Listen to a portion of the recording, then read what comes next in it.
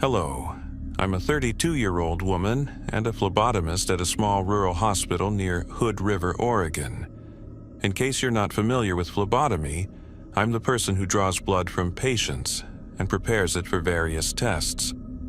Last year, I had an experience with a patient that I had never encountered before and haven't experienced since. I can't seem to get it out of my head, and I hope that writing it down will help. I think this is also a last-ditch effort, hoping someone will believe me and help me understand what happened. I've been working at this hospital for 4 years, after spending the previous 4 years in a nursing home. My childhood was somewhat difficult and marked by drug use, which in fact partly led me into this line of work. As I mentioned, our hospital is in a very rural area.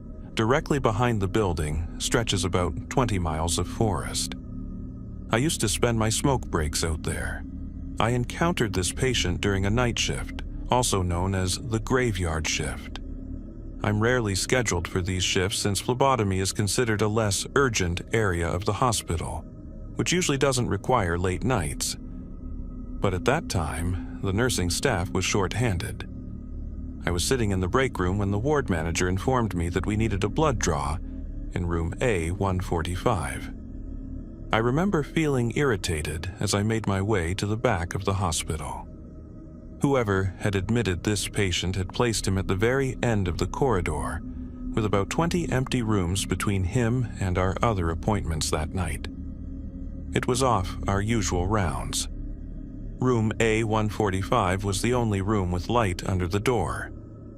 I knocked as usual and announced myself before entering. That moment was all captured by the hallway's security camera, which I reviewed the next day. As soon as I stepped inside, I nearly fell backward. A man had pulled a chair from the far corner of the room near the window all the way to the door. He sat there looking at the entrance and jumped up as soon as I walked in.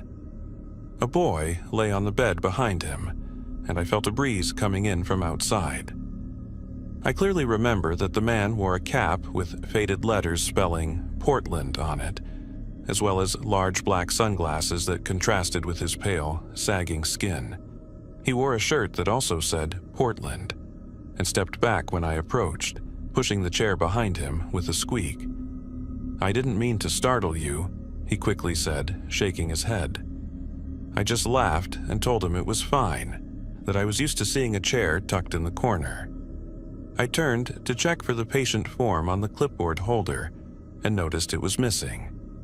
As I turned around, the man handed it to me and said he had just finished filling it out. I accepted it with a nod, skimmed through the details, and then went over to the boy.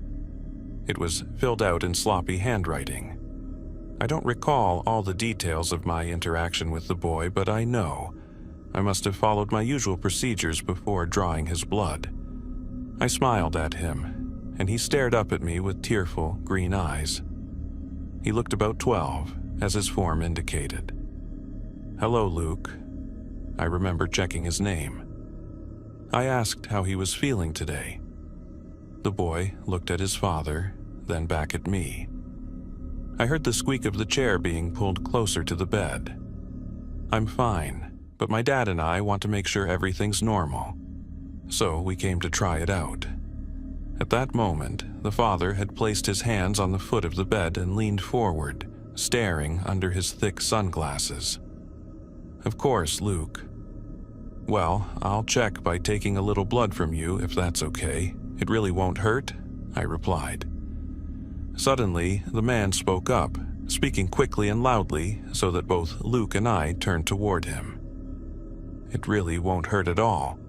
The boy nodded, as if repeating it to himself. I began to feel uneasy as I watched the father's movements while heading to the medicine cabinets. That discomfort was amplified by a gust of wind from the open window that cooled my gown. When I looked out the open window, I could see the row of trees not far away, their branches swaying and scraping against the night sky. I remember that very clearly. We never leave windows open, so I went over to close it. As I stretched out my hand, I could see the man stiffly standing behind me in the reflection of the glass. "Please, leave it open," he purred. "We're very hot." I was tired, and the man was very close to me, so I gave in, turned back to the medicine cabinets, and opened them to get my supplies. I gathered what I needed and placed it on the sink, washed my hands as usual, and put on my gloves. I know all the materials I took were standard: butterfly needles, vacutainer tubes, gauze, tourniquet, everything you'd expect. There was nothing wrong with the materials. I know that's not what happened here. I went to the left side of the bed and asked Luke to sit up straight. Normally, I prefer a comfortable, padded chair, but those are a ways down the hall, and we're already comfortable in bed, I joked to him, instead of taking him to the phlebotomy room. From here on, I remember more vividly. I placed the collection tubes and needle on the small table nearby and wrapped the tourniquet around his mid-bicep. He stared solemnly at the ceiling as I began to palpate the bend of his elbow for a vein. Then, for the first time, I knew something was wrong. As I looked at the boy's arm and felt with my fingers, I couldn't find any veins anywhere. I pressed my thumb harder, squinting as if trying to see the blue lines under his skin. After almost a minute, I began to feel confused. I smiled at the boy, whose eyes still had that tearful look. I decided I'd try another stick. I took my tools, wiped the inside of his elbow with alcohol, and aimed the needle at the same spot as I always did. I hoped I was just tired. As I plunged the needle in, I expected the usual slight resistance, followed by a gentle pop when finding a vein. But nothing happened. "I'm sorry. I need to try again," I whispered. I always say that when I can't find the vein, though I rarely need to. I slowly withdrew the needle, pressed a piece of gauze to the spot, and reinserted the needle. Again, I felt nothing. During this process, which stretched over 6 unsuccessful attempts, I began to notice a few things. The first thing I noticed when I inserted the needle for the 3rd time was that the boy didn't seem to be in pain at any point. It was as if you were setting up an IV for an unconscious person. The second thing I noticed when I withdrew the needle for the 5th time was that the gauze I pressed against his insertion points was clean. I turned the white pad toward me and saw not a single drop of red. When I looked at his arm, I could see the holes I had made, but no blood stains. The third thing I noticed after my 6th unsuccessful attempt was how close the man had come to me while I tried to draw his son's blood. He sat on the other side of a fairly wide hospital bed but leaned over it, resting on his hands, supporting himself with his neck, his face only a foot from mine. I almost dropped the needle when I saw him, and that unsettled me even more than Luke's apparent lack of veins. "Something's not right," the man breathed, and I moved my chair back a bit to create some distance. I put the needle down and stood up, walking to the foot of the bed. The man moved in sync with me, rising from his seat and taking a few long steps toward me. He spoke in a muffled voice under his hat and sunglasses. "Please, tell me what's wrong." He sounded nervous, sincere, but it didn't ease my discomfort. I whispered back, "I'm sorry. I've never seen anything like this before. I'm trying to find a vein to draw blood and I just can't." The man paused, his hands trembling. "What do you mean exactly?" I laughed, confused, mostly out of discomfort. I wondered if there was a language barrier. "I mean, I can't find the vein. The blue tubes full of blood in his arm. I've never seen anything like that." "It's not normal," the man murmured, and he seemed to tilt his head toward the window behind me. "It's okay, I'll speak with him, he's just nervous." I shook my head in confusion. I don't think he's nervous. Actually, most kids are a bit afraid of the pain, but Luke doesn't even seem to notice. I'm worried that something's wrong with him. Maybe some kind of hypovolemia. His skin feels almost rubbery. The man began shaking his head side to side as if mimicking my movement. No, no, no. Pain in veins. He's fine. I'll just speak with him for a second, and then you check again. The man clasped his hands together. The skin on them, like on his face, looked wrinkled for his age. He turned back to the boy and took 3 long steps until he was at his side, murmuring something. I glanced at the door and imagined the long distance of the hallway between me and the other people in the hospital. I thought about who had admitted them, and whether the man even understood what I meant when I asked for his assurance. I looked out the window again and wondered more intensely than before why the glass and the window were open. The man's voice cut through my thoughts. "Okay, he's ready." The man stood next to my chair, one hand firmly on the boy's shoulder. A thought occurred to me that if I ripped the hat and sunglasses off his face, the man might collapse, like the girl with the ribbon around her neck. The idea frightened me. As I moved back to my chair, the man slipped behind it and grabbed the back of the seat. The sight of the 2 of them made me sick. Once I saw a patient who had clambered over a rock and jammed his kneecap so that his foot pointed backward. The unease I felt then was the same as when I looked at the father and his son. I sat in my chair and focused only on the boy, hearing the man breathing heavily behind me. I grabbed a fresh needle for Luke and reached for him before my eyes widened. There, running up and down his arm, were thick blue veins. I grasped his elbow and could feel them pulsating beneath his skin. They were definitely there. I heard the man's breathing speed up, almost with excitement. I didn't know what to say. I wiped the area at the bend of the boy's elbow and readied the needle. Luke's skin felt damp, even through my gloves.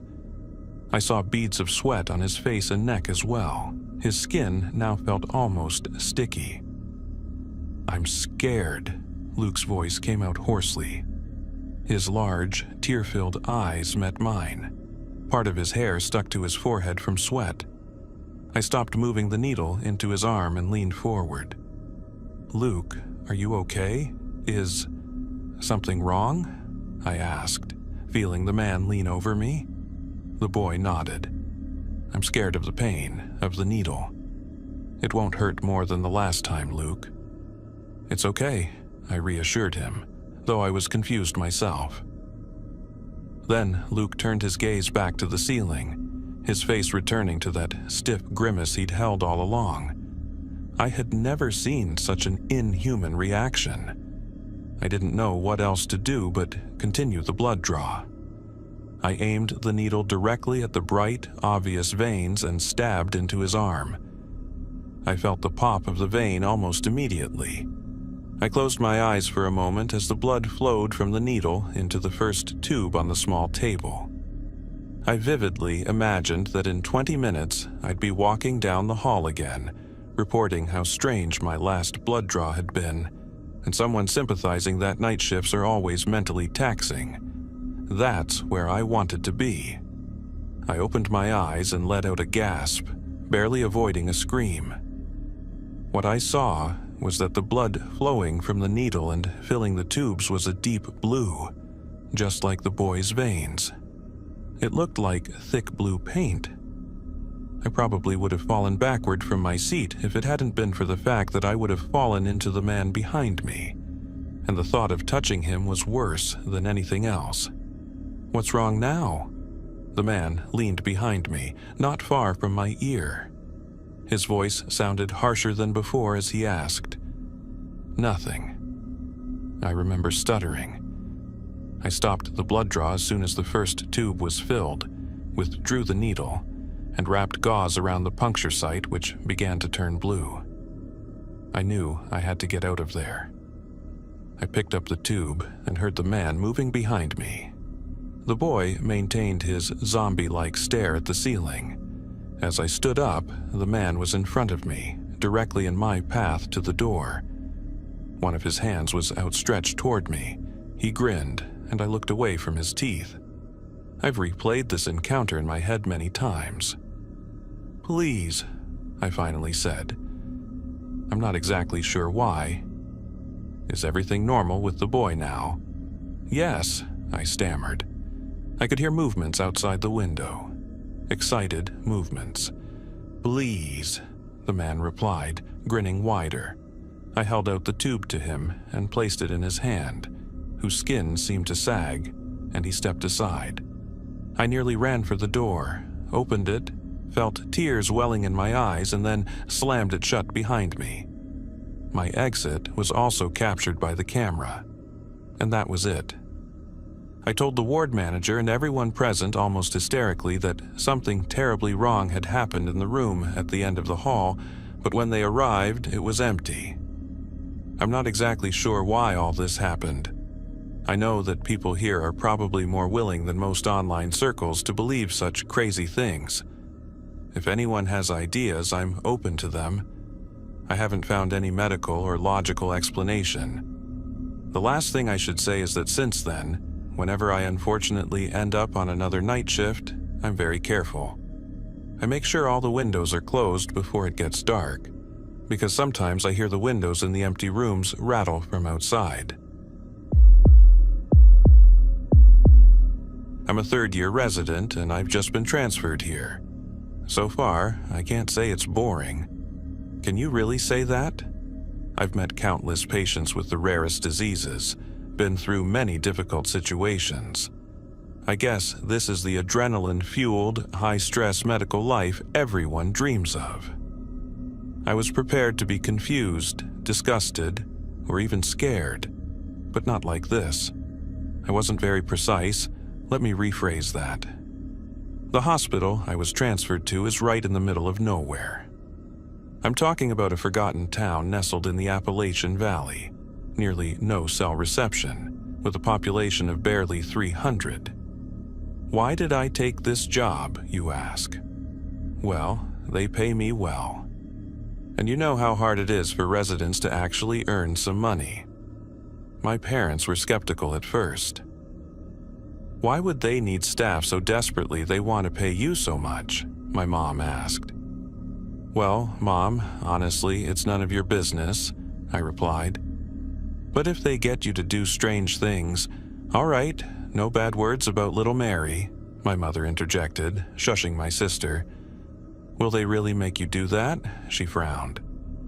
I don't think so. They're just short on staff. Think about it. Nobody wants to go to a place like Povertyville in the middle of nowhere to waste their time. Sorry, I meant to gain experience. For 7 months. They must be luring you somehow. Okay, but call me, my dad grumbled. Or not, he added. Spare us. It's bad enough having to listen to your complaints 24/7 here. I don't want a mini-me on the phone saying the same thing. All right. I hung up. I really didn't think anything interesting would happen.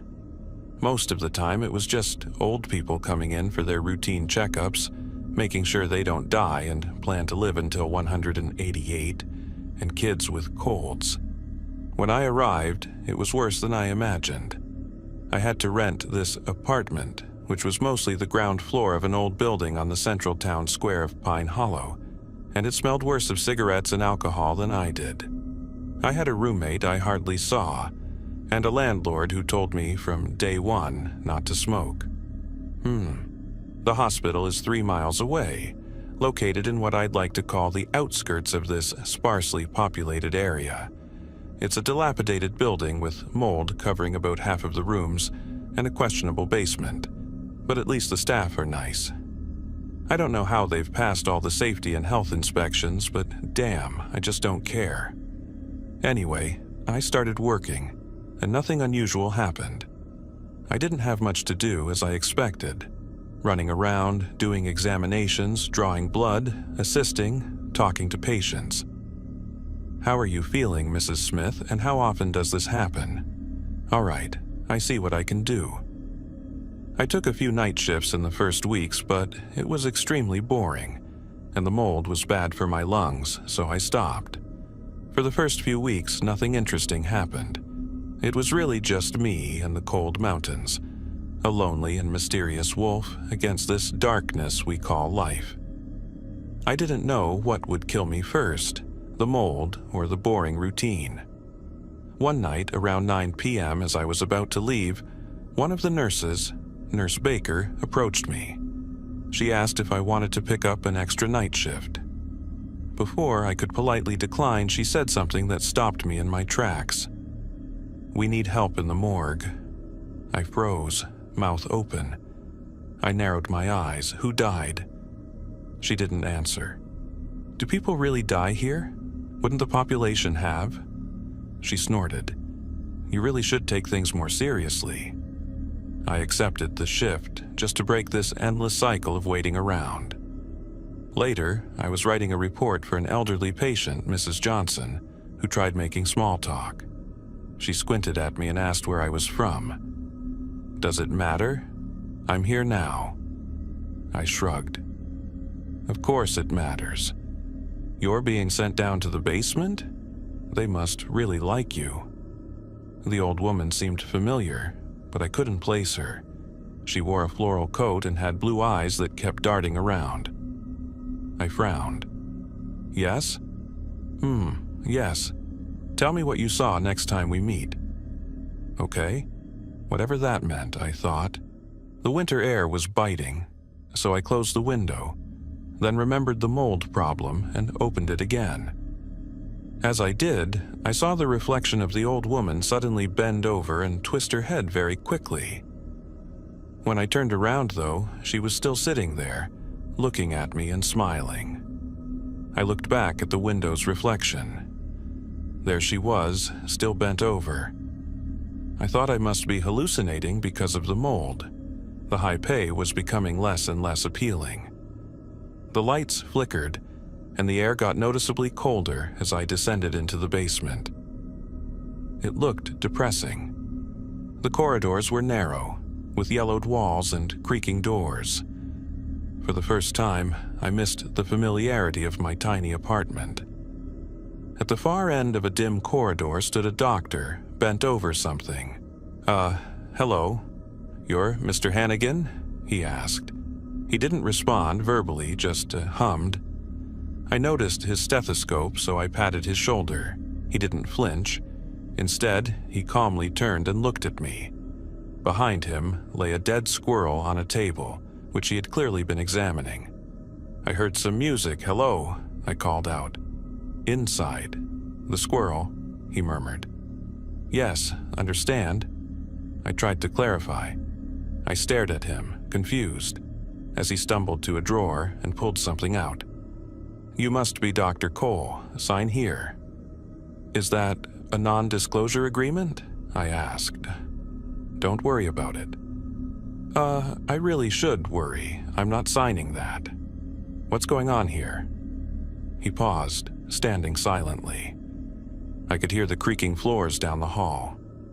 "Is anyone else with us?" "Well, do you really think we'd be alone? Who in their right mind would be here by themselves?" he replied with a chuckle. I frowned. "We're together. We're not really alone." "God, you're still talking. Be quiet, Mr. Hannigan. Sign this and shut up." I don't know why, but I did. Dr. Cole walked into the hall. I heard hushed whispers and then he returned. "Okay, they'll be in here very, very soon." There are more?" "Yes, we die here in pairs." "Right." That was the strangest thing I heard that night, but I didn't dwell on it much. We sat together in the cold room, waiting in silence, broken only by a ticking clock and the wind rustling the branches outside. Despite my fear, I found it oddly fascinating. I was curious about what would happen next, and after signing that non-disclosure agreement, I felt the night was going to be eventful. "Is your name really Dr. Cole?" I asked. He smiled. "I used to be Dr. Blake, but I dropped a letter." Then, just as he looked up at the doorway, his expression fell. I turned around, but there was nothing there. "You're here," he murmured, half excited, half nervous, sprinting through the door. I followed him and was surprised to see someone, a nurse wearing 3 crosses around her neck, enter. She carried 2 bodies on separate tables. When she saw us, she nodded. Her face was sharp and angular, her eyes empty of warmth or movement. Her lips were paper-thin and violet, and her hands were covered in cuts. She didn't speak, but Dr. Cole thanked her as we pushed the 2 tables into the room. The morgue was cold and sterile, its metallic surfaces gleaming under harsh clinical lights that cast sharp shadows across the space. At the center stood 2 stainless steel tables like grim altars, each slightly inclined with drainage channels for fluids. The air smelled faintly of disinfectant, a stark contrast to the heavy silence. Cabinets lined the walls, stocked with gleaming surgical tools, scalpels, bone saws, pliers, arranged for easy access. A ventilation system hummed softly, keeping the air cool and sterile, while a sink in the corner provided a steady flow of water, its sound a constant reminder of the room's grim purpose. Yes, a ventilation system. Good luck defeating the mold, I thought, but this room seemed completely free of it. It was almost as if it didn't belong to the rest of the hospital. Mr. Hannigan, I need you to grab a notebook and write down what I tell you. I complied, expecting instructions, first observations or something similar. Right. Rule 1, I scribbled. Rule 1. Don't talk to strangers. I chuckled at what sounded like a joke, then held the pen over the paper, waiting for more. Done? I looked up, still expecting something. Dr. Cole studied me impatiently. Rule 2. Wait, Rule 1 was don't talk to strangers. Come on, hurry up. We need to finish before sunrise. What do you mean? Sorry, was that a joke? I'm serious.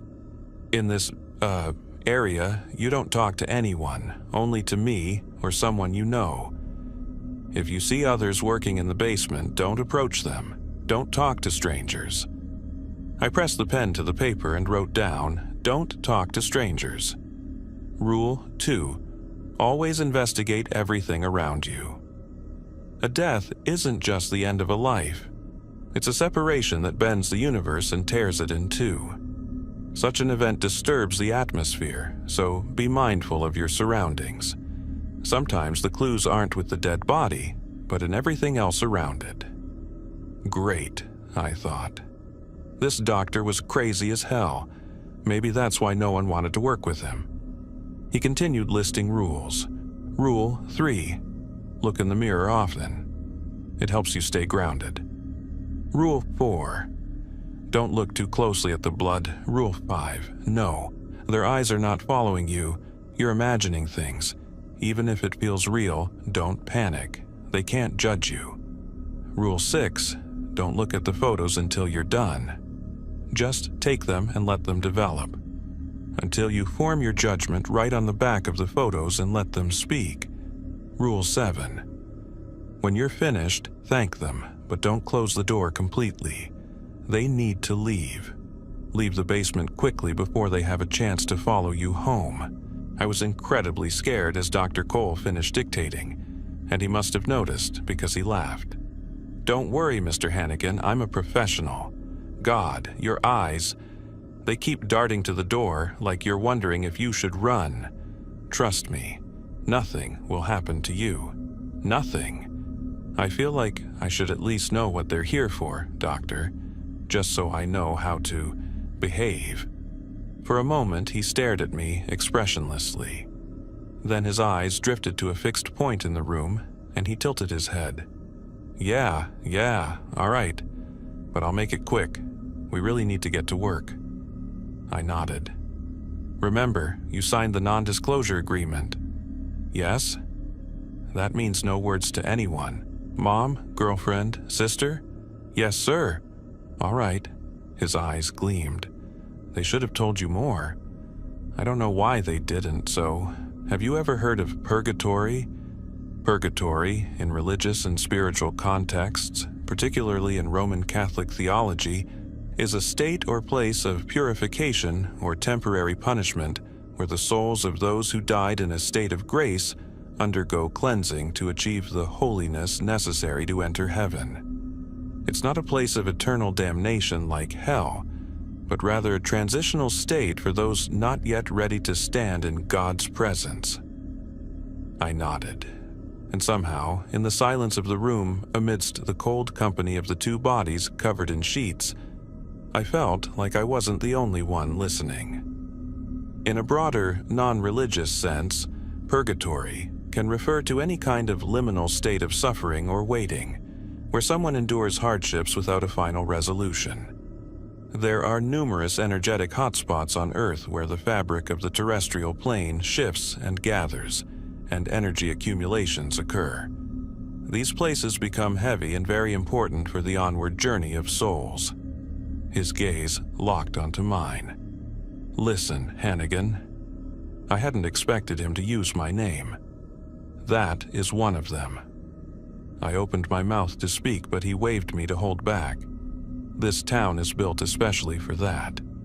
A long time ago, long before history gave it a name, our people recognized it. Just as we learned what a ghost was and tried to communicate with them, we discovered something. Purgatories happen on Earth because the spirit is still very human, still tied to its body. This hospital is specialized for that. Out of the corner of my eye, I could swear the white sheet gently rose and fell, as if the body beneath it was breathing. If you say specialized, he cleared his throat. You felt it. Look at me. I did, and his playful demeanor was gone. He was focused and sober. Hannigan, you've worked with them. No, this hospital isn't your usual one. How did you hear about this job? It couldn't be. Through a friend? Do you remember his face? No, exactly. There's a reason why the mold doesn't affect the patients. They're already dead, waiting. They just don't fully realize they're dead. That's why we keep them with fake examinations until their time for judgment comes, down here. But why us? You mean you don't perform their autopsies? To find out how they died? I perform the autopsy to determine whether they belong in heaven or hell. That's the real examination. And what's my purpose here? Nothing. I just need your intuition. I blinked, confused. Just watch how I work, Cole added, putting on his gloves. And then he began. He pulled back the first sheet. I recognized the blue eyes and the pronounced neck veins from earlier. It was the same woman I had spoken to that night. I did what he asked of me. I handed him various instruments, some familiar, others strange. A crystal ball, holy water, a pair of glasses, a deck of cards, salt, sage. I noted his observations. During the examination of the heart, significant coronary artery disease was found. The patient had driven one of her former lovers to attempt suicide and then denied the guilt. The left anterior descending artery was about 90% blocked by atherosclerotic plaque. The patient knew a family friend who had been abused by someone like her but said nothing. The notes continued, and all I did was stand and write. He took some photos for the record, then, after 2 hours, declared he was finished and began to reassemble the body. "Do you have your judgment?" I asked. "Yes, I do. Now it's your turn. I've completed the theoretical research. I need you because you have no preconceptions in this area, and you're objective. To use this stethoscope and listen to her heart. Hear her song and tell me what it is. How she presents herself to others, and I need that to complete my research." Hesitantly, I place the stethoscope on her chest. I hear nothing. Wait, I adjusted it. At first, she was silent. I imagined her chest, emptied of life, the air moving through it, and thought about how impossible it was to hear anything. Maybe this is really crazy, I thought. I waited, half expecting someone behind me with a camera to reveal I'd been duped and would soon be on TV. Then came a whisper. At first, I thought I imagined it. My shoulders tensed and I broke out in a sweat. Then I heard a crack, followed by other sounds. A rhythm. "I hear a rhythm, sir, doctor." "Play it for me," Dr. Cole prompted. I snapped my fingers, mimicking the rhythm I had heard, and Cole jotted something down. He then took one of the photos and scribbled the word "hell" in capital letters on the back. Folding the photo without looking at it, he slipped it into an envelope. One done, one more to go. I was just about to lift the stethoscope when I heard it, loud and clear, emanating from deep within the woman's chest. My eyes widened. The voice had spoken to me so clearly. Dr. Cole noticed my reaction and asked if I'd heard anything else. "Number, it's just, I still need to get used to this." "Right. Can I go to the bathroom?" Cole raised an eyebrow. "We don't really have much time. You can go afterwards." "I really need to go now. I saw the hallway. I'll be quick, promise." He sighed. "All right." I nodded, then turned and left, closing the door behind me. I could have left it open, but I didn't. I stepped into the bathroom stall, did my business, then paused. The hallway was quiet, and so was the bathroom. I strained to hear any footsteps. I waited. There was no window to escape through. We were in the basement. Then I heard the click of a door. "Hannigan?" "Yes. One moment, I'm in here. I just need to throw up. This was too much for me." "Okay, I'll wait here. I really can't cough with others around. It feels weird." I heard a sigh. "I'm at the end of the hall, waiting for you." "Okay." I waited until his footsteps echoed at the end of the hall, then another minute passed. I stepped out and turned on the faucet for a while, lost in thought. The stairs were halfway up to the morgue. I could make a run for it, but I didn't know how fast he was or if he could catch me. I needed to move slowly until I reached the stairs, then sprint upstairs. Out of the hospital, into the night. Start my car and drive. I grabbed a plunger and hid it behind me, just in case, then opened the door and stepped into the hall. Dr. Cole's silhouette was at the far end, waiting. I walked slowly, one foot in front of the other. He came closer, too. Damn, say something, talk to him. God, I thought my stomach would be stronger than this. "I'm so sorry, it's so embarrassing," I stammered. "It's okay," he replied calmly. By the time I reached the stairs, he was closer. In one moment, I bolted up the stairs, skipping steps, fully aware that he was right behind me. Fear had emptied my stomach, and my heart pounded with a rhythm I'd never known. My mouth was dry as I reached the ground floor, only to find it empty. The lights were off, and no one was around. The silence was eerie and deeply unsettling. No patients, no doctors. I turned around, and there was Cole, directly across from me. "Come back, it's not so easy to leave." In that instant, I heard a crack and a dull thud. I realized my hand had hit him on the head with the plunger, driven by desperation and terror. Dr. Cole lay there, his head surrounded by a spreading red circle of blood pooling on the floor. Blinded by fear, heart racing, palms sweating, I flung the front doors wide open. I glanced back only once before slamming my foot on the gas pedal.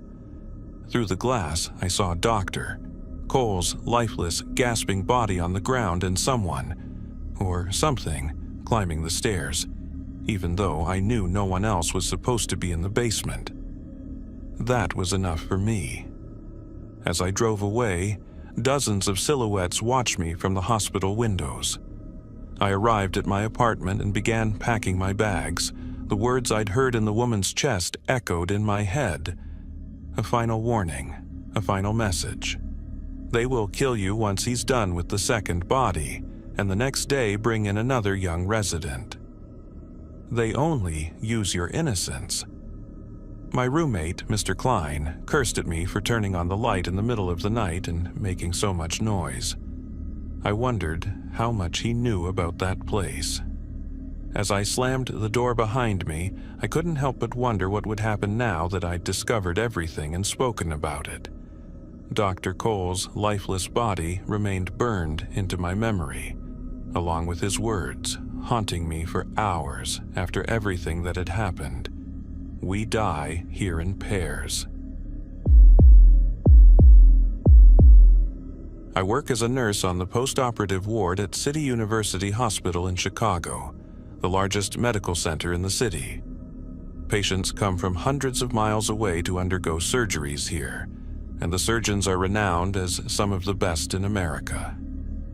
But what we don't tell the patients, what we actually aren't allowed to reveal, is that this hospital is haunted. As in any large hospital, people pass away, and sometimes their spirits linger, or perhaps fragments of them remain, something science can't yet explain. There have been more than a few incidents that gave me goosebumps, some even sending me into hysterical screaming spells. Such reactions, however, are frowned upon in a hospital setting. So, I try to keep calm. A few months ago, a patient confided in me that she felt 3 other people were in her room with her, occupying the 3 other beds around her. They whispered back and forth, she said. The strange part was that she was alone in this 4-bed room. I pulled back the curtains to show her. All the other beds were empty, and there were no visitors or staff around. As if that wasn't unsettling enough, several weeks later another patient reported the exact same experience while she was alone in that very room. She described hearing whispers that kept her awake. A shiver ran down my spine as she spoke, but I reassured her that the room was empty and she was imagining things. Patients have enough to worry about recovering from surgery. We don't need to frighten them further with talk of ghosts and spirits when they should really be focusing on physical therapy, discharge plans, lifting restrictions, and adjusting medications. So, we keep these stories to ourselves. Some of my colleagues mentioned they couldn't sleep in a particular supply closet during night breaks because of too many bad experiences there. When I asked them, they told me they'd had nightmares and felt as though someone was in the room with them, standing over their beds as they slept. Not believing such tales, I decided to take a nap there during a night break myself and found out firsthand why no one else wanted to use that space.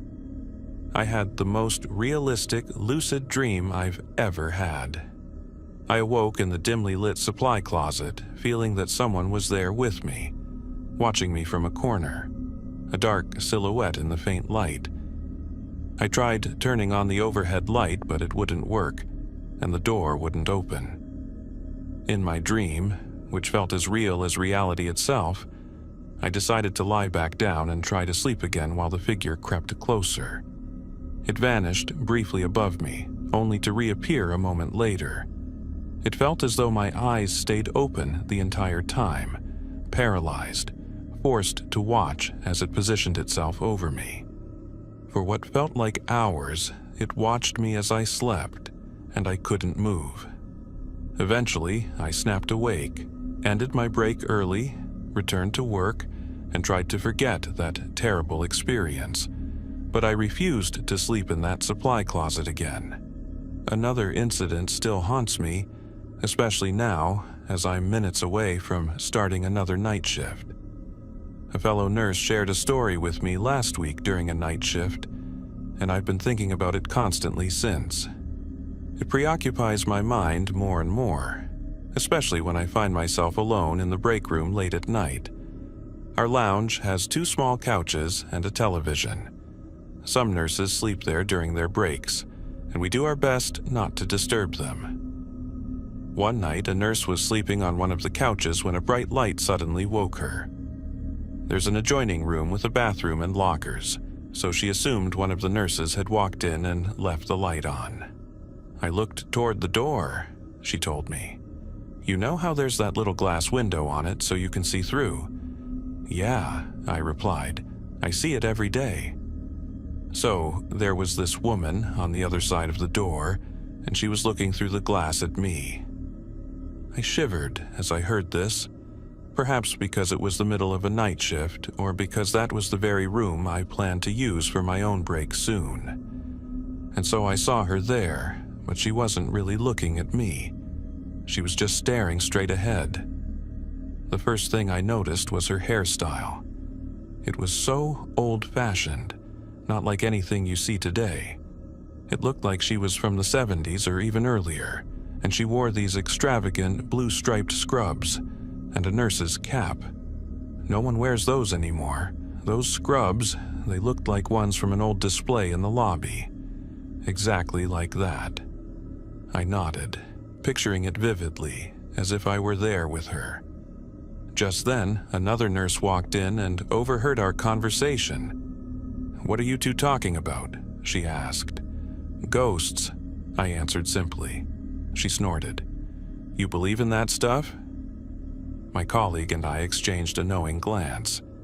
He hadn't worked on the ward long enough to see such things for himself. Some people just aren't tuned in to that kind of experience. The nurse continued her story. So she just stood there, staring straight ahead. At first, I thought she was the IV nurse, because sometimes they come in during the night shift to use the bathroom or something. So I yelled, "Hey, turn off the light, will you? I'm trying to sleep here." But she just kept staring straight ahead. I put the pillow over my head and tried to sleep again. Later, when I woke up, the light was still on. I asked around. No one had gone in there all night. And that room is locked, so it wasn't a patient. I even saw the fourth nurse later, and she wasn't dressed like that. So, yeah, I'm pretty sure I know who it was. According to her, the woman was the ghost of a nurse who had died on her way home after a long night shift because she fell asleep at the WOW. Based on the description, an older colleague recognized her. He said that an old-fashioned nurse like that had indeed worked there once. Since then, the nurse who told me the story never forgot to stay awake while driving home. Every time my eyelids start to droop and I feel tired, I think of that old nurse with the curly gray hair standing behind the glass, she said, and suddenly I'm wide awake again. Better than any damn coffee, I tell you. As she finished, something occurred to me. That's really strange, I thought. My patient in room 14 told me last night that she saw someone lean her head into her room and look at her. Sometimes they stood in the doorway and stared at her for a while. She said the person had a very old-fashioned haircut and wore old-fashioned clothes. She wondered if it was a ghost or maybe just a hallucination. Ghosts and hallucinations are common on the post-operative ward, and sometimes it's hard to tell them apart. Post-operative delirium induced by pain medications isn't unusual, especially among older patients. She thought it was the Dilaudid, I recalled. So tonight, nothing of that.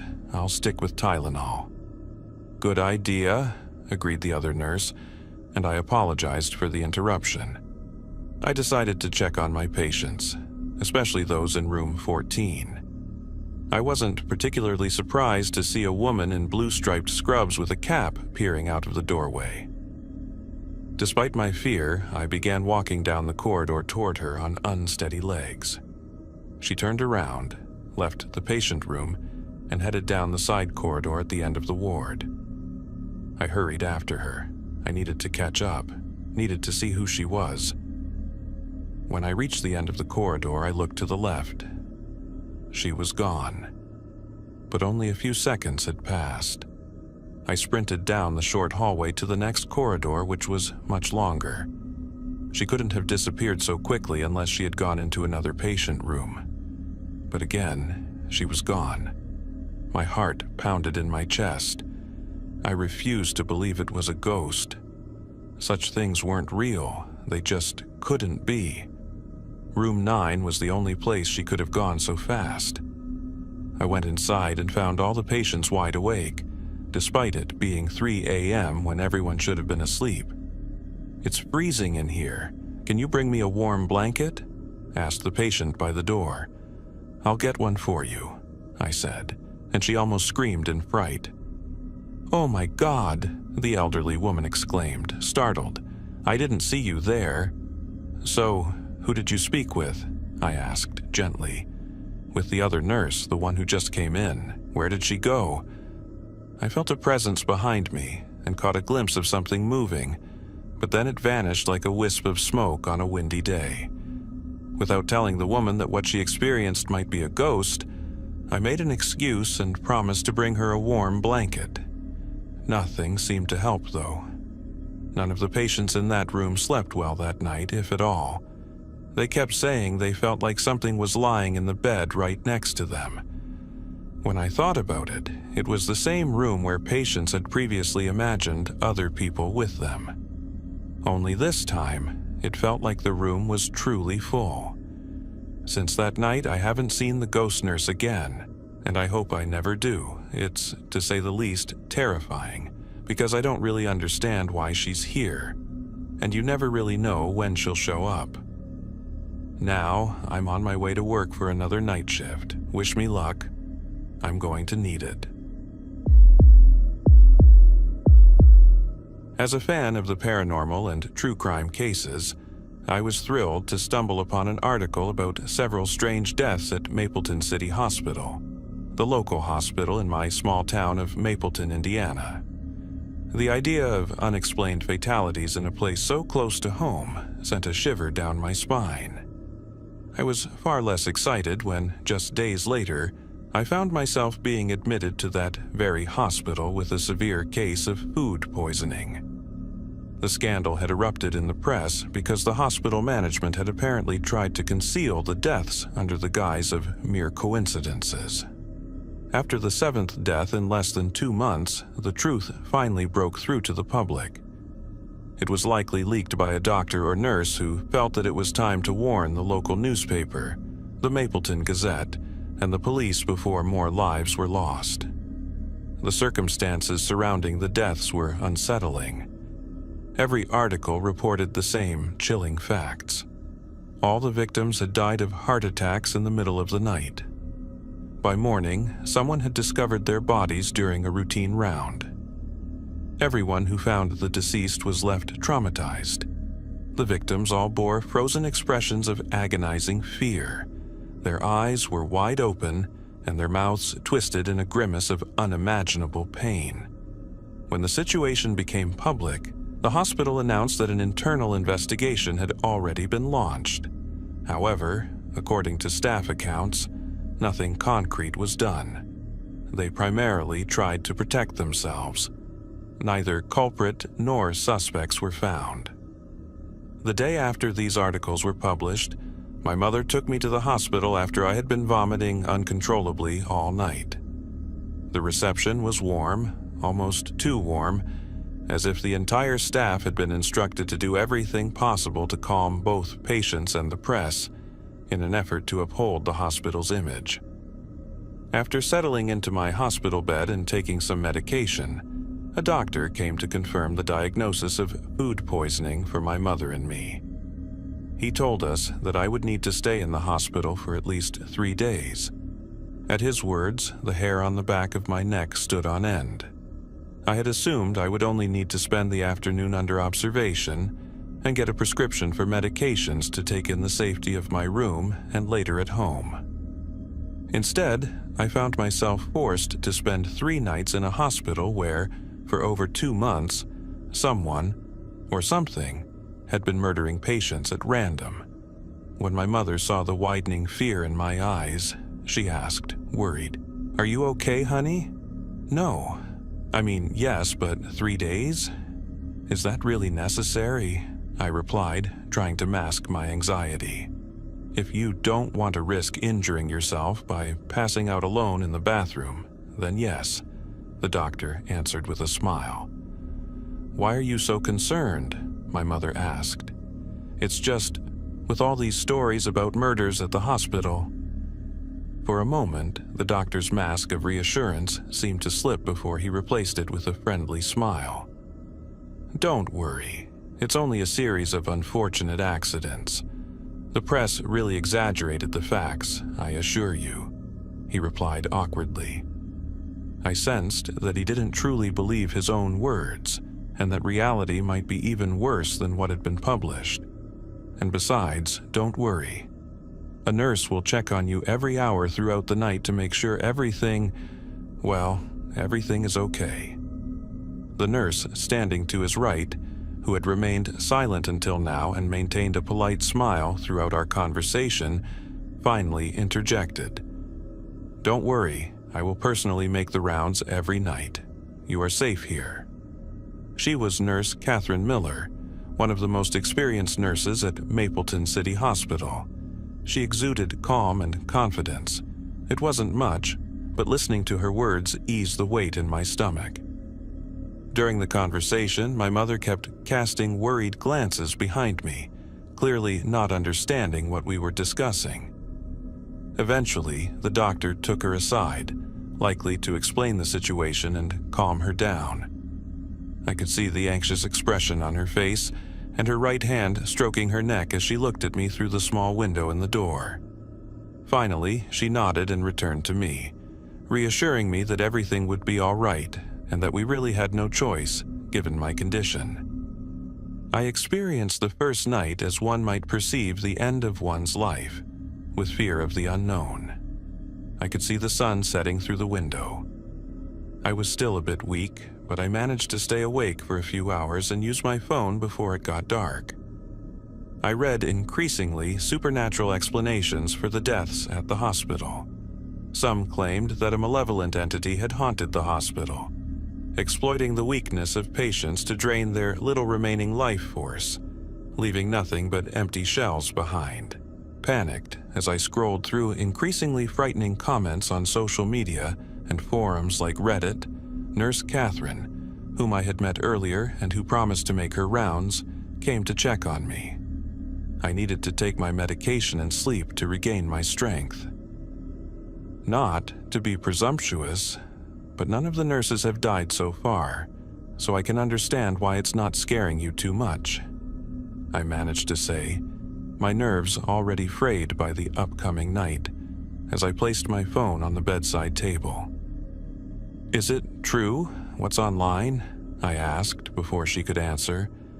"That the victims were found dead with horrific expressions on their faces?" She pursed her lips and stared ahead.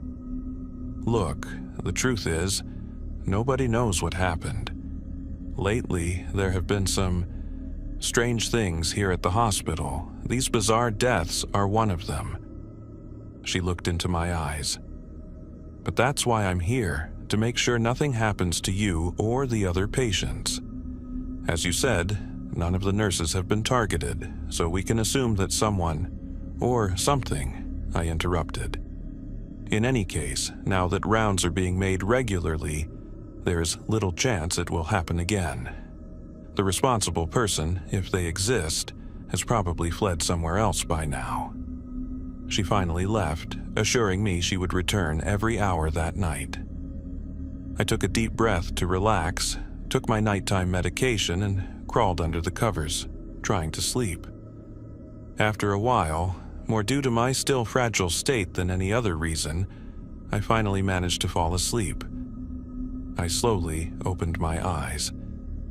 It was still dark outside. The room was plunged into darkness, lit only by the light from the hallway seeping through the cracks of my bedroom door. I sat up slightly in bed, wondering what had awakened me. Suddenly, I heard a whisper in the corner of the room. Instinctively, I pulled the blanket up to my chin. I stared into the corner. It was too dark to see anything, and that corner seemed even darker than the rest of the room, a darkness that didn't feel natural. There was no way I could get a closer look at where the sound was coming from, like those characters in horror movies who get killed. I jumped out of bed and crept to the door to go find someone, all the while keeping my eyes fixed on that dark corner, listening for the slightest sound or movement. And in the total silence of the night, I heard it. A whisper that sounded to me like a scream in the quiet. "You're next." I screamed at the top of my lungs and ran for the door. Just before I could open it, I saw Nurse Catherine Miller standing right there, staring at me through the small window. Her eyes widened in surprise at my scream as she stepped in and switched on the light in the bedroom. "What's wrong? Are you okay?" she asked, concern evident in her voice. I recounted everything to her in the safety of a brightly lit hospital cafeteria. She seemed deeply disturbed by what I had told her. Had other victims said the exact same thing before they died? If so, she hadn't told me. She offered a few vague, comforting words and suggested that my visions of shadows and hearing whispers were likely due to my exhaustion and all the terrifying things I had read online the night before. The fact that I was also severely dehydrated made me doubt my own memories. After our conversation ended, I noticed patients beginning to enter the cafeteria for breakfast. It was early, around 5 a.m., but I couldn't imagine going back to bed for a few more hours until the sun fully rose. I forced myself to swallow some food, and by around 8 a.m., a doctor found me lingering in the cafeteria, puzzled by my presence while I was supposed to be resting. He escorted me back to my room. The day passed quickly. My parents visited, I took my medications, and by evening the sky was already dark again.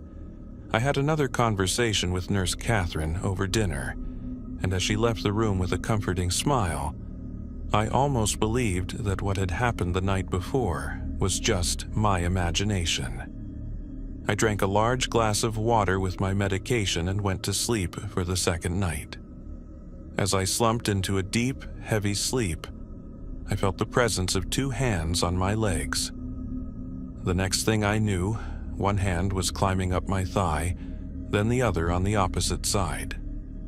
I opened my eyes and turned around. Nothing but darkness greeted me. Yet, when I looked down, I saw the imprints of 2 enormous hands on me, the only evidence of their existence being the marks they left pressed into the blanket and the pressure they exerted on me. I screamed like crazy. Both hands moved up to my chest. That was it. They intended to reach my neck and strangle me, or perhaps go through my body to crush my heart in their palms. Or worse, hold on to it without squeezing, letting my life gradually ebb away. As I considered all the possible horrors, I sensed movement to my right and saw the light come on. Nurse Catherine Miller stood there, sweating, looking around the room. You saw it?" I asked, trembling. Yes, I saw it." Her voice was as confused as mine, as though the thing that had tried to kill me had leaped in her face before vanishing. Suddenly, my head started spinning. My vision blurred, and my heart began to beat erratically in my chest. Before I fainted, I thought I heard something from outside, a barely audible whisper seeming to say, "Stay awake." Then I lost consciousness. I woke up in the afternoon in my room, barely able to think clearly. Everything around me was fuzzy. A doctor was speaking with my mother, who looked worried and pale. When I opened my eyes, she came to me and said, "Don't worry, sweetheart. Everything will be okay. Just sleep and rest." I barely had time to murmur something before Nurse Catherine injected something into an IV beside me. It seemed as though she was there for me again. She smiled at me in that familiar way, but I sensed that something in her expression had changed. Before I could think further, I slipped back into sleep. I felt numb all over, as if I were being held in a second state by invisible straps. "Wake up," a voice whispered to me. But I couldn't do anything, I felt so weak. "Wake up," the voice insisted. I could sense a presence, the presence of something that should have no contact with the world of the living. And yet, it was there. Another presence, another voice. "Wake up." Then another, and another. 6, 7 voices. They all called out the same thing. "Wake up." I suddenly opened my eyes and took a deep breath. And standing before me was a demon. but not the one I had expected. It was Nurse Catherine Miller. She stood directly over me, knees up on the bed, holding a syringe filled with an unknown liquid. Her normally sweet face was twisted into an expression of horrendous ecstasy as she gripped my jaw from one side to expose my neck. Who was this person? Was she possessed by the thing that had haunted me the past 2 nights? Number, I could see it in her eyes. For the first time, I saw her true face, the face of a deranged killer. I still felt so weak, barely able to lift my arms while she towered over me with seemingly unnatural strength. This time, it would truly be the end. After all, she was supposed to make rounds to keep me safe. No one would come to save me. Just as she was about to plunge her needle into my neck, she froze and looked over my shoulder. All traces of ecstasy vanished, replaced by sheer terror. Then, in the next moment, anger. "This time you won't be able to stop me," she screamed before regaining her composure. That delay gave me just enough time to regain consciousness and think of a way out. Suddenly, I twisted my whole body in the bed and threw her off alongside me. I felt as if I were wrestling with a banshee. She seemed to be losing her mind, screaming at the top of her lungs that she would kill me, while I mustered all my strength to restrain her arm that held the needle. After a while, probably less than 10 seconds, which felt like 10 minutes, a doctor burst into my room with a couple of other hospital staff and managed to subdue her. I crawled to a wall to rest my back, completely awake and aware of how incredibly lucky I was to be alive. An hour later, the police escorted Nurse Catherine Miller away. Given the evidence and her clearly unstable mental state, it didn't take long for her to confess to the murders. Nurse Catherine turned out to be a serial killer who had used her trusted position at Mapleton City Hospital to murder patients. She had used an undetectable substance that directly caused heart attacks. My health deteriorated due to all these events, and I remained in the hospital for another week. During my stay, nothing strange happened anymore. Everything returned to normal. Just as I was packing my belongings on the last day before leaving my room, I thought I heard whispering somewhere. I turned around in surprise and instinctively said, "Thank you." I'm honestly not exactly sure where to begin. It's something I've kept quiet about for more than half a decade, both because of a promise my friends and I made that night and honestly, because it was the only way to keep some semblance of sanity since then. I find myself waking up almost every night, drenched in sweat, my heart racing from nightmares. For years, I tried telling myself it was just a bad dream, nothing more. And for the most part, that seemed to work. Until a week ago, when I saw something that shattered that illusion into a million pieces. But I'm getting ahead of myself.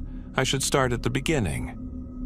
You see, I live in a mid-sized coastal town in Maine, near Portland. A town that's been around since at least the mid-19th century. A place steeped in stories of supernatural events.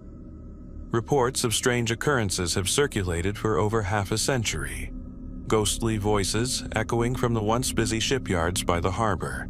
Sounds of old movies flickering in a vintage Art Deco theater in town after closing hours, one of the last remaining in the nation. Right up to eerie music and laughter, drifting from the old hotel ballroom now turned into apartments. One of the most notable of these places, so significant that it once stood at the heart of our annual Halloween ghost tours, was the old hospital. Built in the mid-1920s, it served as our town's sole hospital until the early 1970s, when a modern facility was built and the old one closed. For a brief time in the 1980s and early 1990s, it housed a community college, but that too eventually left, leaving the building silent and abandoned once more. The official reason was that the structure didn't meet modern building codes, and the costs to modernize it were too high. But, as in every town, rumors spread about the real reason no one wanted to stay there any longer.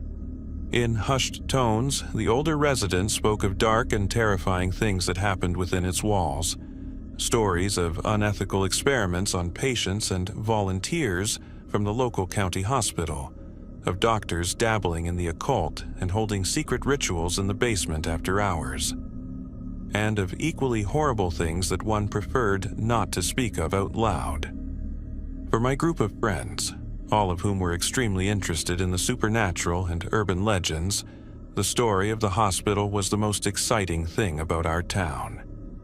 Every year, since we were 6 or 7, we'd go on the annual Halloween ghost walk, and each time the guide stopped us in front of the red-brown building, we'd all jump up, craning our necks to peer into the windows, hoping to catch a glimpse of a ghost staring back at us. But nothing ever happened. And as the new millennium turned into the 2000s and 10s, our enthusiasm seemed to wane slightly. We were all caught up in our own lives, and soon our yearly tradition was forgotten. Until a cold, rainy day in early 2018. I had just woken up, off work for the day, when my phone rang on the nightstand. I reached over, picked it up, and was surprised to see Thomas's name on the display. I answered quickly. "Hello?" A moment later, Thomas's deep, booming voice came through the phone. "Hey, Michael, how's it going?" I hadn't heard from my friend in nearly 3 years, not since he went off to college in Boston. I chuckled softly. "Man, it's been ages since I've heard from you. I'm good. How are you? How's college treating you?" I sank into my worn leather chair as he responded. "College is going great, thanks for asking." His tone turned teasing. "I heard you're turning 28 this summer, right?" I groaned. "Man, remind me again. I want to pretend 30 is still ages away." He laughed again. "Hey, how do you think I feel now that I'm 35? "My bad, man." I laughed back and looked out the window. The early morning fog hung over the harbor. "So, are you back in town or something?" I asked. I heard him shuffle on the other end. "Yeah, actually I am for about a week. That's why I called. Are you free right now?" I glanced at the clock. The digital numbers showed it was just past 10:30 a.m. "No, not at all. I've got the day off, and I'm meeting up with Anna for dinner tonight." A soft sound of amusement came through Thomas's end. "Damn, right. Today's your 5-year anniversary. Congrats." I thanked him, and then he continued. "Look, I just called the others a few minutes ago. We're meeting at the coffee shop in the mall near Safeway. Come join us. I've got something planned from our old days now that we're all back in town." I couldn't help but grin. With Thomas, I knew it was going to be interesting, to say the least. "All right, give me half an hour to get dressed and head over." About half an hour later, I pulled into the parking lot of the local mall. I spotted Thomas's black BMW X3 parked nearby and headed into the coffee shop. The aroma of freshly brewed coffee and pancakes filled the air. Many patrons were still there, enjoying a leisurely breakfast. Turning right, I spotted a hand waving from the second floor of the bank across the street. "Over here, Michael." Waving at Francis, the shop owner who greeted us with a warm smile, I crossed the tiled floor and sat down on an empty red vinyl booth. Looking up, 3 smiling faces greeted me. "Hey, Michael, long time no see, brother," shouted Luke, extending his hand for a fist bump. Anna waved from the other side, her chestnut curls bouncing lightly on her shoulders. A big hand landed on my shoulder, and I turned to see Thomas's huge grin looking down at me. "Hey man," he simply said. We exchanged hearty greetings, ordered grilled cheese sandwiches and coffee, and dove into reminiscing about the old days, laughing and sharing what had happened since we last met. I was the only one who had stayed in town. working a steady job at the local fish processing plant by the waterfront, and occasionally on one of the fishing boats in the summer. Thomas had gone off to college in Boston, Luke moved to New York for an important job, and Anna relocated to San Francisco to work as a photographer, chasing her passion. When our food arrived, I suddenly realized just how much I had missed our circle of friends, how much I missed hanging out with them. I had a small group of other locals I was friends with, and of course, Lena. But the dynamic the four of us shared was something no one else could replicate. Okay, you're probably wondering why I got us together, right? Thomas asked between bites. Of course, Luke replied with a playful grin. I thought you'd just got us together to sit around and bore us. Thomas laughed and flashed a mischievous grin. Smart Alec. No, I pulled us together because I saw something yesterday. He pulled out an issue of the local paper, the Portland Gazette, and laid it on the table. I craned my neck to read the headline. Old Port Haven Hospital to be demolished in coming weeks. Man, crap, Luke said, scanning the article, then looked up. Anna leaned in so she could read it herself. So they're finally going to tear it down? She asked. Thomas shrugged. Seems so. They'll probably turn the area into a parking lot or something, according to the article. I leaned back in my seat, feeling a small wave of sadness wash over me, and managed to say the only thing that came to mind. That sucks. It didn't just feel like a piece of the town's history, no matter how dark, that was being destroyed, but also a beloved piece of our own personal history. The tours of the hospital had been such a staple of our childhood that it felt almost like we were finally letting go of a childhood security blanket, as strange as that might sound. Thomas nodded. It really sucks, but it says here that demolition won't start until early to mid-April. That means it'll still be standing for a few more weeks. I sat up straighter and heard a mischievous lilt in Thomas's voice. Oh boy, he had something planned. The other two seemed to notice it too. What are you thinking? Luke asked, leaning in. Thomas lowered his voice to a conspiratorial whisper. I don't think we ever got the chance to see inside the building. So why don't we sneak in this weekend and check it out? Let's make an adventure out of it. All at once, everyone sat up straighter, staring at him. You serious? Anna whispered. As serious as a heart attack, he declared. I had to laugh softly. Man, you're as crazy as ever. He flashed his signature grin at me. Don't you know? What about the cops? Luke asked. You know the city has been cracking down on trespassers. They'll probably be on high alert until the building's torn down. Thomas grinned wider. I know for a fact they'll be somewhere else this weekend since Easter is Sunday. We have about a 2-hour window on Saturday night where we can sneak in, check it out, and get out without being caught. He looked at us. So, what do you say? One last time, one last adventure in the hospital to mark the end of an era? For a second, there was silence. Then Luke laughed quietly. What the hell? Why not? I'm in. Thomas turned to Anna, who nodded with a small smile. I'm in too. It's the last chance we'll have to see the place anyway. I've always wanted to see the inside. I noticed they were all looking at me, waiting for my response. Michael? Thomas asked. For a split second, a part of me screamed that this was a bad idea, especially considering how the local cops might be, but then I shoved that thought aside. This could be one of the last memories we share before our lives truly part ways. I'd regret saying no, man. Sure, why not? I grinned. Yeah, I'm in. And just like that, the plan was set. Later that night, during my anniversary date with Lena at a cozy seaside diner, I pushed the plan out of my mind. I lost myself in her sparkling blue eyes and warm smile. Everything else faded away, But as I lay in bed afterward, listening to her gentle breathing beside me, I stared at the dark ceiling and wondered what I had gotten myself into. The rest of the week flew by, and before I knew it, Saturday arrived. In the afternoon, I made a detour to the local hardware store to pick up a few things I'd need for our adventure that night.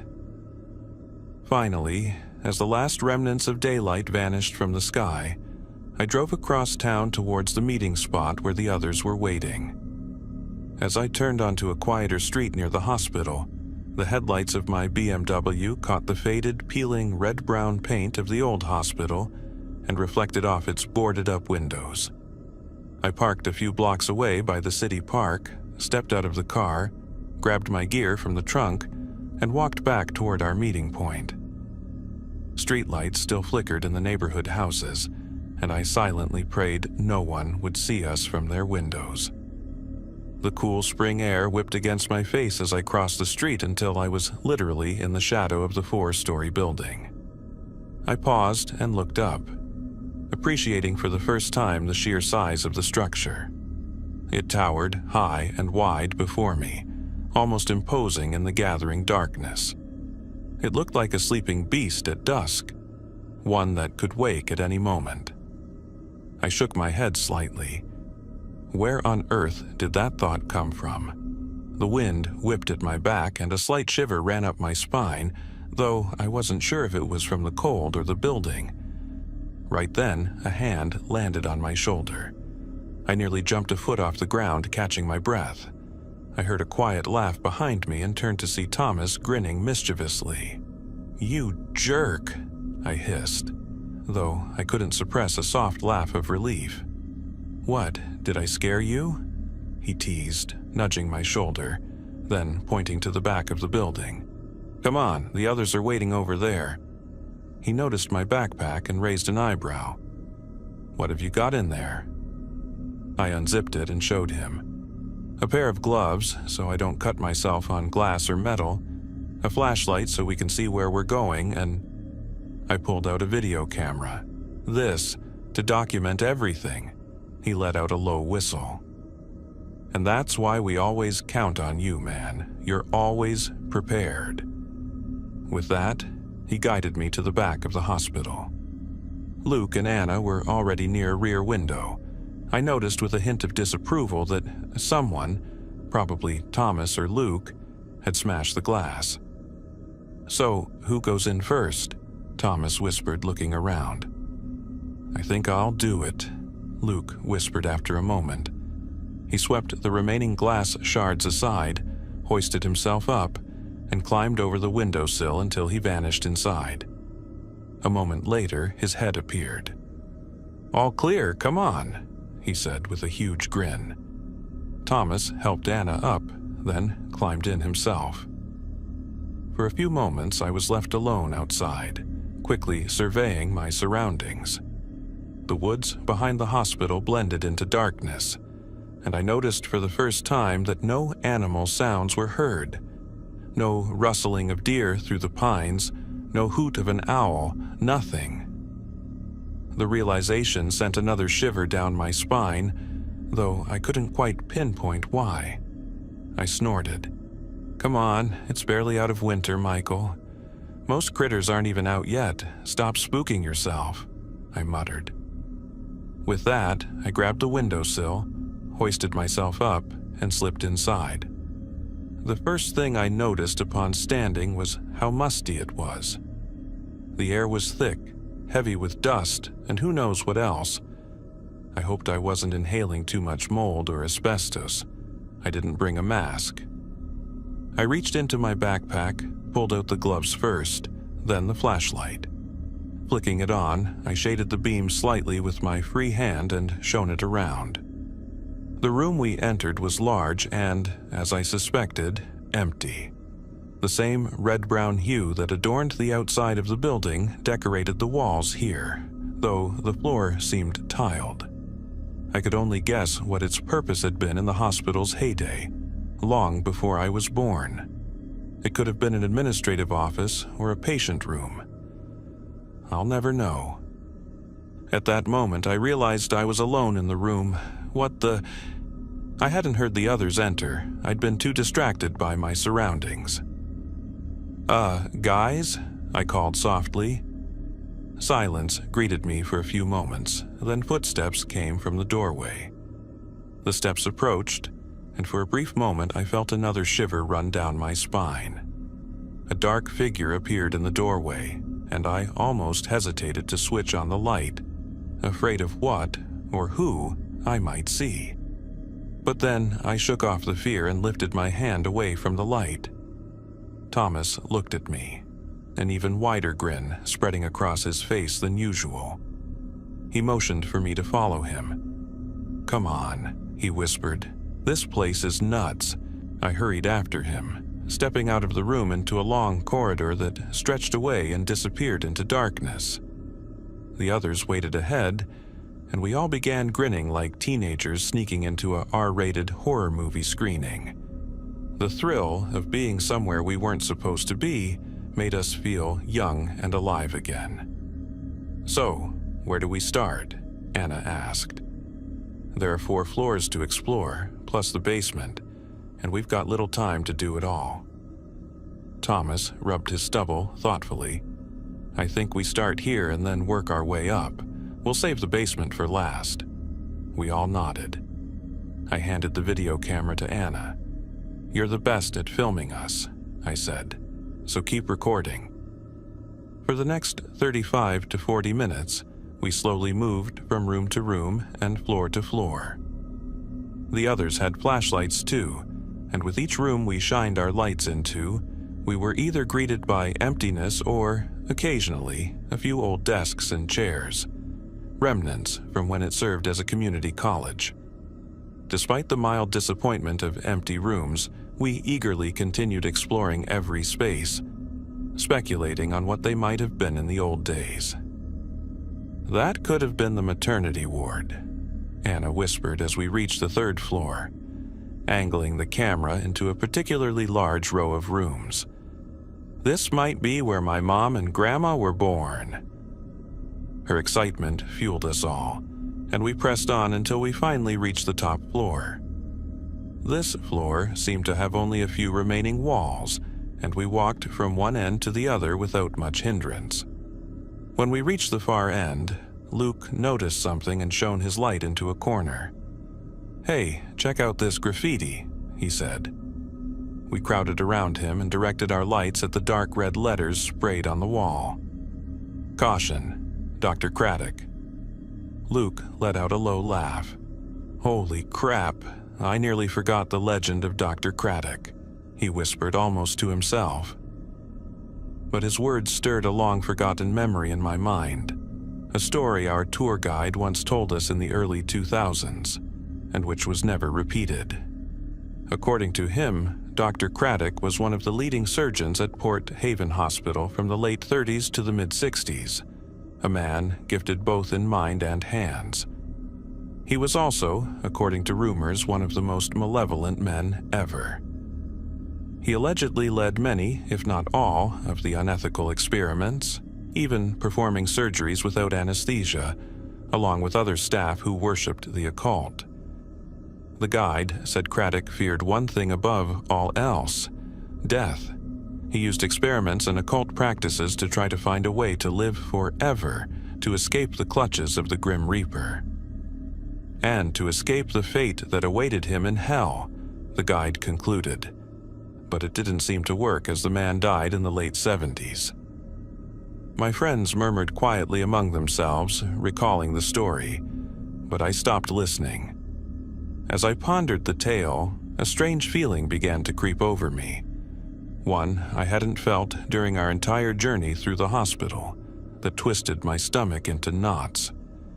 It was the feeling of being watched, the kind that seems to burn a hole right through the back of your head. Moving away from the others, I turned back toward the far end of the building. With my flashlight held low, I couldn't see much in the darkness. But I saw something. Many windows weren't boarded up, especially on this floor, and the yellow glow of streetlights outside seeped in, casting long shadows and a weak view of the area. In the distant corner was a shadow, one darker than the rest. That alone drew my gaze and stole the breath from my lungs. It had the shape of a person standing just out of sight. The feeling of being stared at intensified, and I swear I saw the shadowy figure take a step toward us. I quickly swung my flashlight and aimed it directly at the figure. There was nothing there. It was almost as if the beam had swept it away. If it had ever been there at all. As I moved the flashlight around, I felt something graze the nape of my neck, forcing an involuntary gasp as a bolt of fear shot up my spine. I spun around quickly to look behind me. The beam caught my friends as they turned to look at me. Once again, there was nothing there. My breathing came in short, sharp gasps as I tried to calm myself.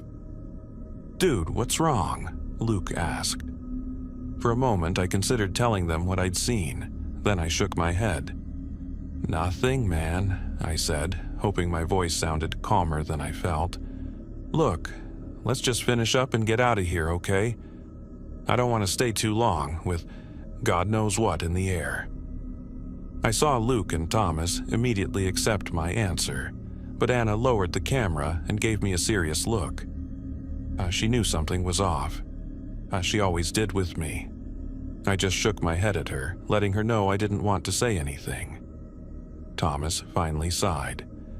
"Okay, then, let's quickly check the stairs down to the basement and get out." I took a deep breath I hadn't realized I was holding, then nodded. "Sounds like a plan to me," I said, stepping aside as our friend led the way back down the stairs. This time, I followed at the rear, occasionally glancing back and shining my flashlight around. The feeling of being watched hadn't left me as we made our way back.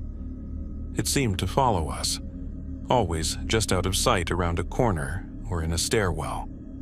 I couldn't hear anything, but all my instincts told me to stay alert. I reached under my coat and gripped the handle of the hunting knife I'd tucked there, feeling a small measure of comfort. Finally, we stood before the door to the basement. A flight of steps, lined with a rusty handrail, descended into the depths. For a moment, I considered telling the others that we should just leave the basement, but no. Scared as I was, I tried to stay rational. "You're not being followed, man. You haven't seen anything. Don't ruin it for the others." Repeating these thoughts, I followed the others down the steps. The sound of water dripping from somewhere deeper echoed in the silence as we took the last step into the bowels of the building. Our lights swept around. We saw many rooms branching off in different directions. It was almost like a maze. As I raised my light, I saw a plaque on a concrete archway. "Surgical wing." "Oh, fantastic," Anna said sarcastically when she spotted it. "We've found the damn surgical wing in the basement." Thomas stared into the darkness for a moment before turning to us. "Okay, let's check this out quickly," he murmured. I noticed for the first time that he himself seemed tense. The excitement he'd shown up to now was nearly gone. Was he seeing something too? The thought swirled in my mind, but before I could voice it, he turned and led the way deeper into the basement. The sensation of ants and roaches crawling under my skin, slowly scuttling beneath me, compelled me to keep up with them. The corridor and room seemed endless, though they were all empty. The feeling of being watched and scrutinized refused to leave me, and I kept glancing over my shoulder, hating how my back faced the darkness. Eventually, I stopped. Okay, that's enough now. Time to tell everyone it's time to leave, I thought. I opened my mouth. "Hey guys." They all paused and turned toward me, but before I could say anything else, all our flashlights went out. And I don't mean they died one after the other. They all went out at exactly the same moment. Something that should be nearly impossible. Everything was plunged into pitch-black darkness. The deepest darkness I'd ever experienced. "What the hell just happened?" I heard Luke shout from somewhere to my left. "I don't know. Where are you?" Anna said. her voice now edged with clear fear. As I heard them trying to locate each other, the feeling of something brushing the back of my neck returned. I felt my heart race and my breath catch in my throat. Then my heart nearly stopped when I heard it. A sound coming from directly behind me and to my right, almost too soft to hear, but not quite. It was a voice.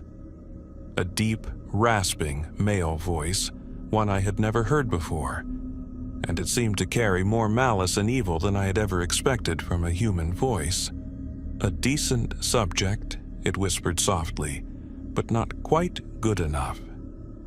The brushing at the back of my neck receded, and I felt my breathing return, though in frantic gasps, almost as though I were beginning to hyperventilate.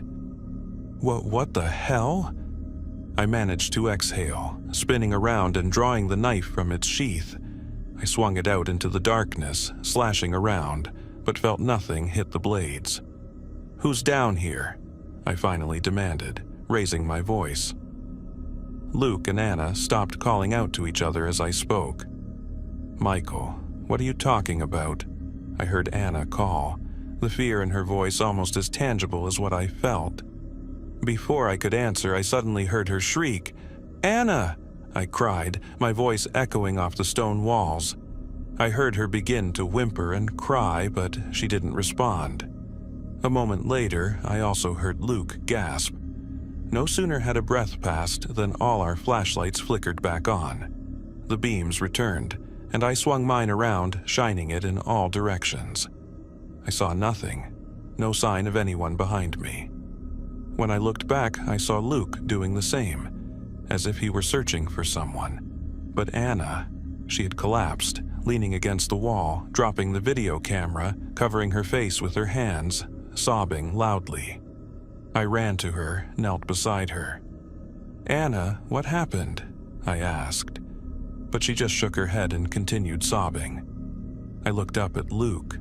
"Man, what the hell just happened?" I demanded, more forcefully than intended. For a moment, he didn't respond, then he turned to me. His face drained of color, an expression of utter terror etched across it. He looked down at the floor and murmured softly.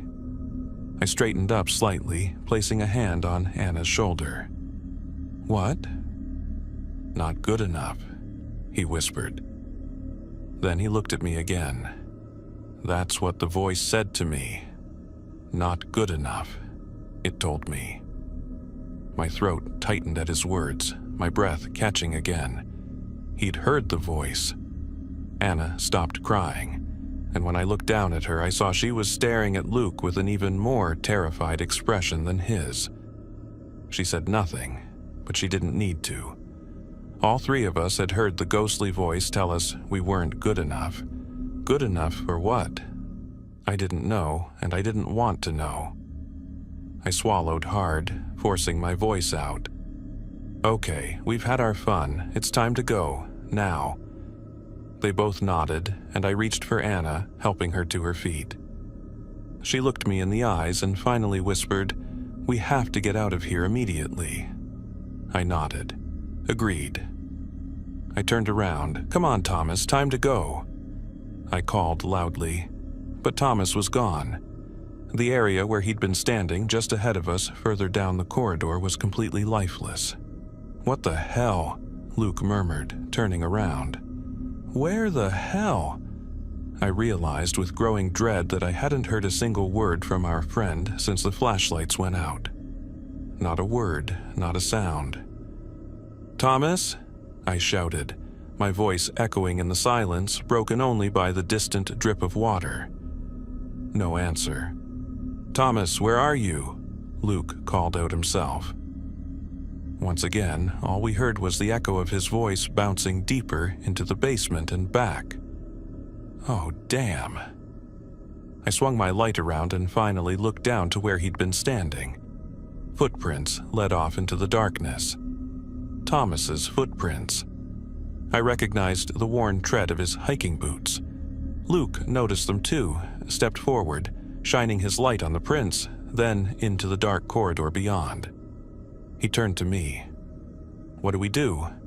His voice trembled slightly. Anna grabbed my arm. "Michael, we can't leave him here," she whispered, desperation in her tone. For a moment, I considered scooping her up, pushing Luke to head for the exit, and calling the police from outside. That would mean big trouble for us, but at this point it might be the safer choice. But I knew Anna was right.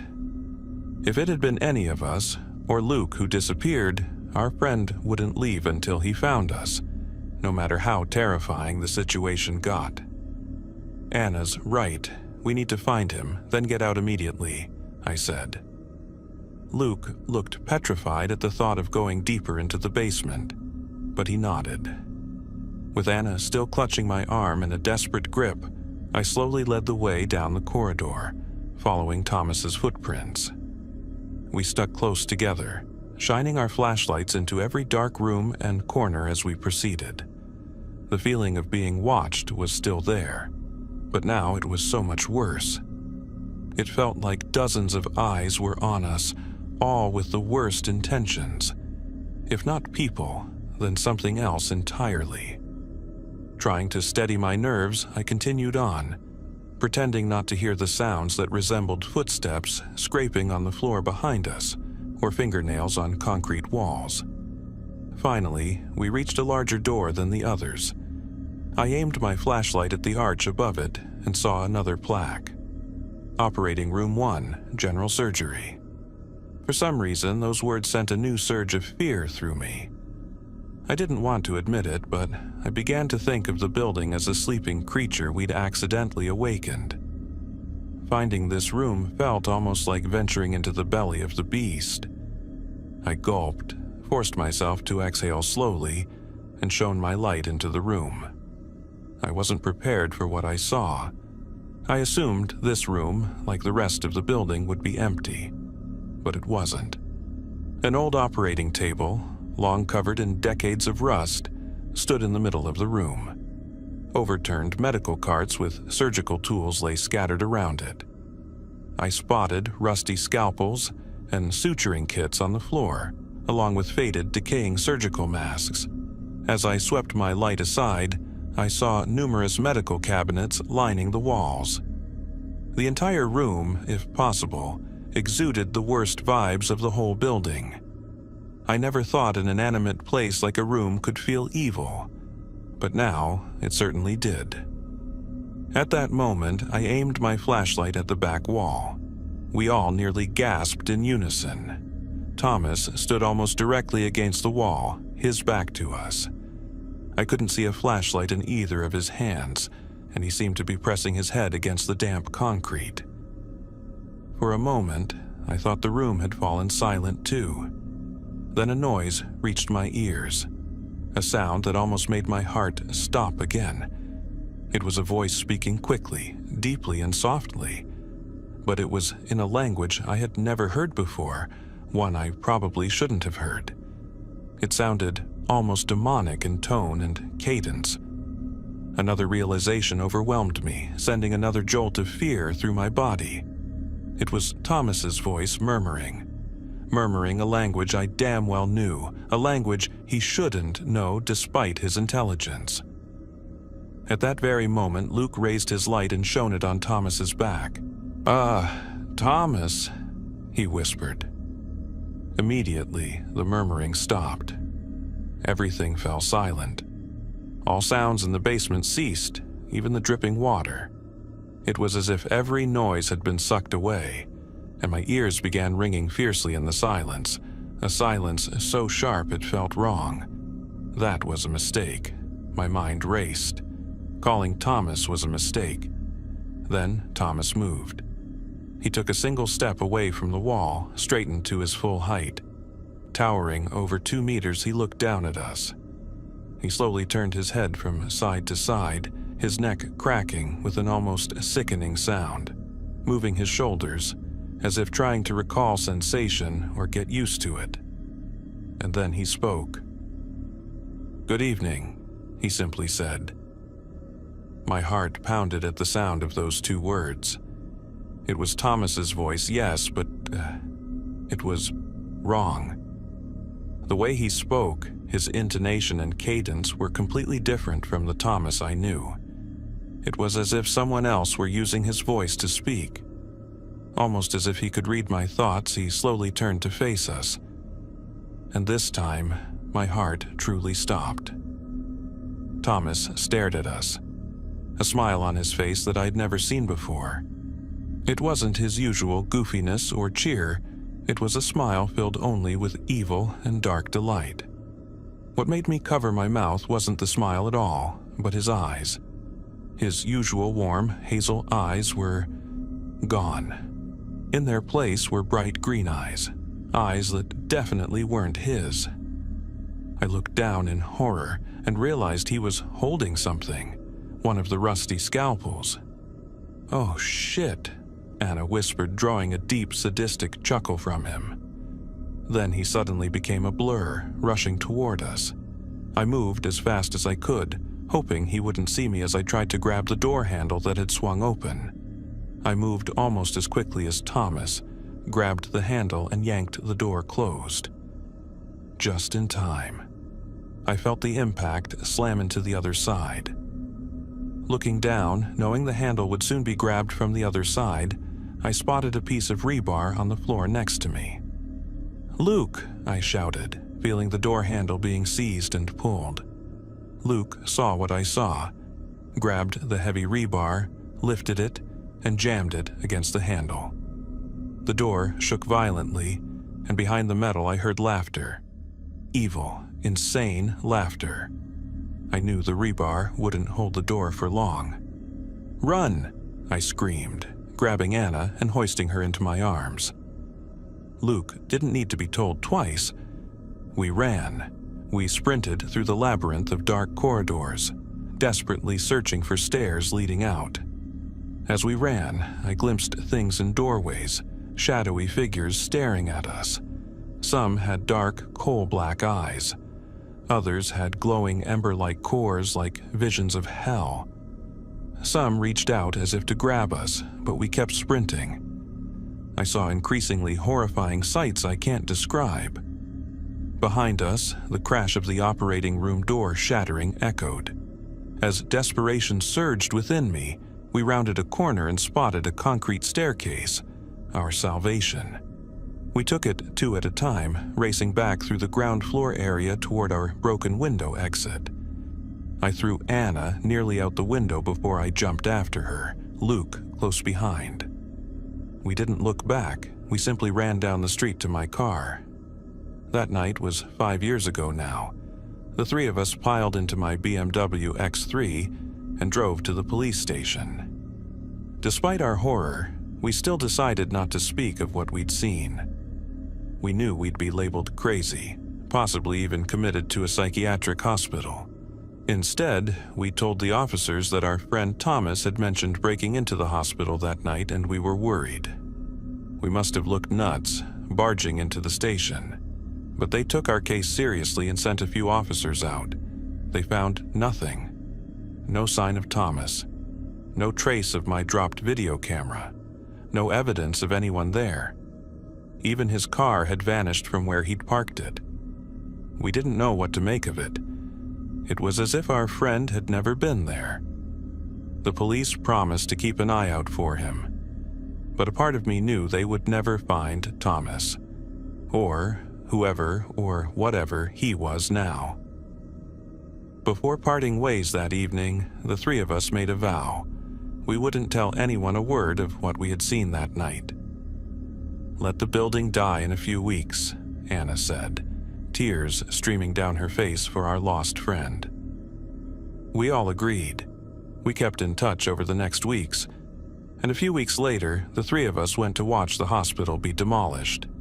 Seeing the building reduced to rubble seemed to help the others, but for me, it left an empty feeling. I couldn't shake the thoughts whispered by my mind. They told me that all the horror stories we'd heard over the years about the place were real. Far too real. And we were almost the last ones left. After the demolition, I rarely saw Anna or Luke again. They left town as quickly as possible, and I haven't heard from them since. I won't pretend otherwise. They had their reasons. If it hadn't been for Lena and my family, I would have left town long ago too. I still have nightmares that, as I said at the beginning, wake me up drenched in sweat. Nightmares of those shadows, of my friend trying to kill us, of an eternal chase through that basement with evil laughter growing ever closer. And now I think maybe I should tell you why I'm sharing all this with you, why I'm breaking a promise I've kept for over half a decade after so long. Because last week I picked up a copy of the Gazette at the coffee shop. The front page reported new doctors and nurses joining the staff at our local hospital, something urgently needed after a pandemic-induced shortage. The front page featured photos of some of the newcomers, and I froze, nearly dropping my coffee mug when one face caught my eye. A face I hadn't seen in 5 years, smiling broadly, in a strangely familiar way, but not quite. A face staring right back with bright green eyes. I felt myself start to tremble violently as I read the caption under his photo. The hospital welcomes Dr. John Craddock as the new chief surgeon.